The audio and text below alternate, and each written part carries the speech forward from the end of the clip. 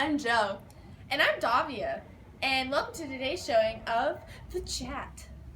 Today's topic that we're focusing on is the literary schools of thought, more importantly, feminist criticism.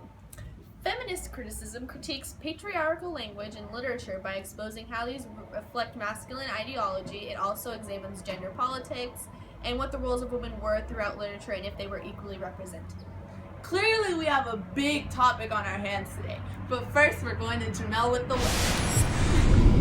Thanks, Joe. The weather has been interesting, not just today, but for years. You see, we've been hit with 3 waves of feminist criticism. The first wave began as early as 19th century, where writers such as Mary Wollstonecraft and activists like Susan B. Anthony contributed to the suffrage movement. The second wave, which was in 1960s and 1970s, the writers and activists like Simone de Beauvoir and Elaine Showalter established the groundwork for dissemination of feminist theory during the civil rights movement. And finally, the third wave, which was in 1990s to now, consists of expanding the ideologies of feminism.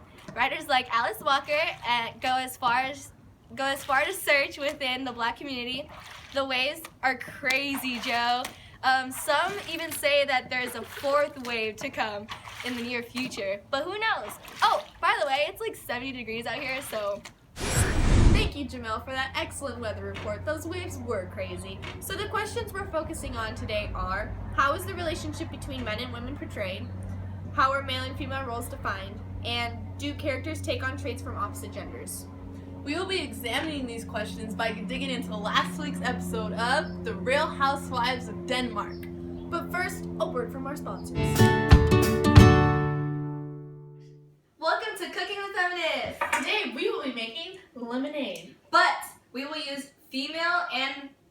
You see, male lemons have a thicker skin while females have a thinner skin. So females are basically taken advantage of for their juice.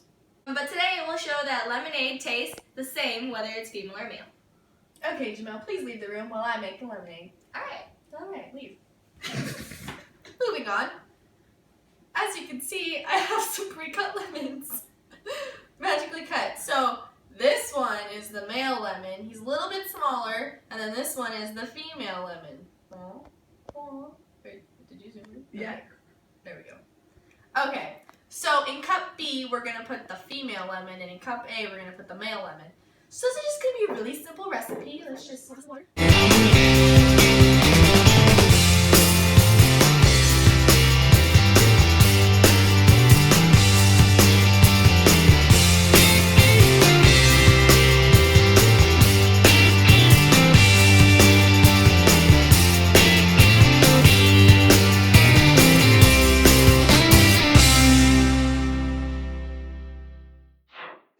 Ready for you. Okay, so can you tell me which one's the male and the female lemon? Okay, which one should I try first? Start with A. Alright, let's start with A.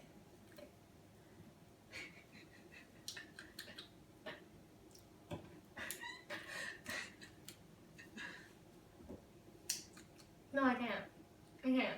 It's the same. See? It's the same. Both lemons taste the same.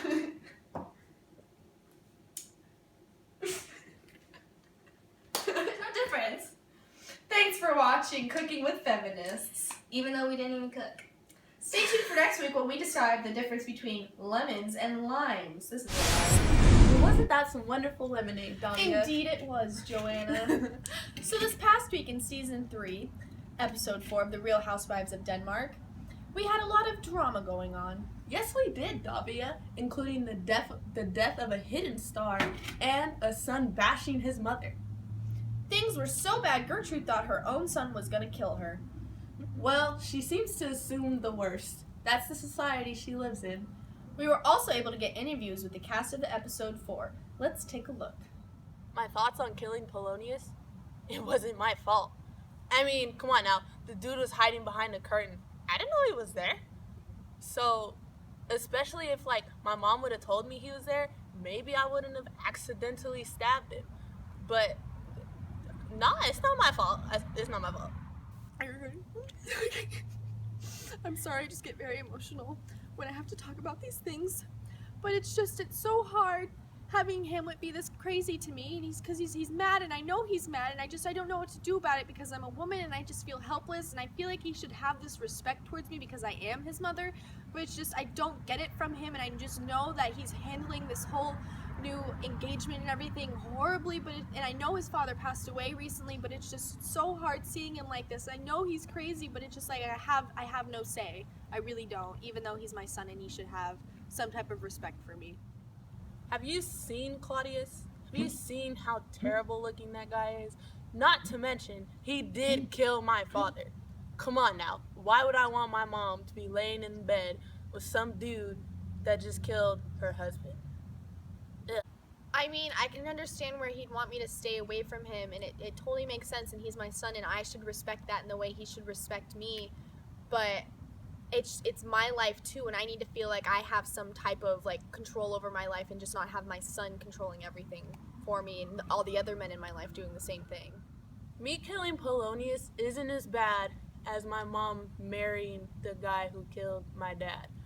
I mean, again, it wasn't my fault. If my mom would have told me Polonius was behind the curtain, he would still be alive. Maybe. But her being in the same bed with my dad's brother, no, not gonna work. Right, but my marriage is my marriage, and I don't think he understands that without marrying Claudius, I would have no type of social class at all, and I would be back to square one and be of no royalty. Breaking news, we have found Polonius' body just laying here in the grass. He's dead. Wow, this week has been full of drama. Tune in next week when we discuss our feminist views on Season 5, Episode 2 of The Real Housewives of Denmark. Well- Hint, hint, our feminist character dies. Well, I'm Davia. And I'm Joe, And this is it for The Chat.